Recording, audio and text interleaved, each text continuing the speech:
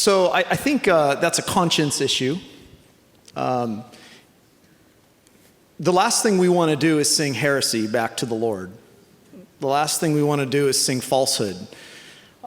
We should have a measure of trust in our leadership to oversee the music that is being sung. And the problem today is that typically it's the worship team or in this model is what I'm assuming. It's often the worship team, sometimes the pastor, and these things have no checks at all.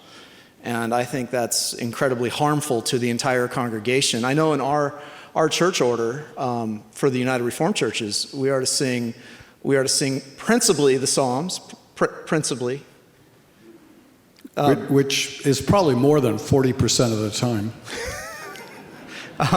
And hymns that are approved by the consistory. So I think the way to handle that would be I personally could not sing air back to the Lord. I couldn't do that. The hard part is oftentimes when you're singing and the music's right in front of you, you have to process what am I saying, and that comes with issues of trust in the leadership. So my approach would be is to talk to the leadership, especially if there's a statement of faith, and be a good Berean with the music that you sing. Is it in accord with Scripture, and is it truth?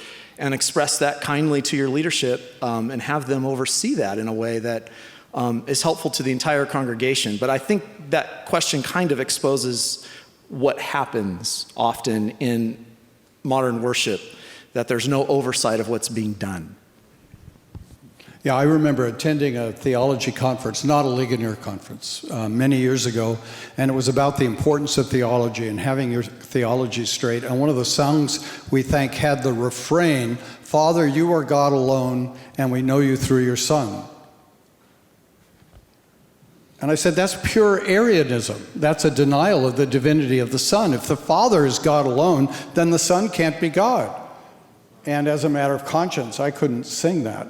I agree with you. I think, by and large, we should trust the leadership of our churches, and unless there's an overwhelming reason to refuse to follow the leadership, namely that they're asking you to sing heresy. But yeah, you know, one of the things that strikes me in reading the New Testament is that Paul and Peter, when they write to churches, they assume that every individual Christian has a responsibility to listen to this letter and believe it and follow it out. And we all have a responsibility. We can't just hand our responsibility over to somebody else.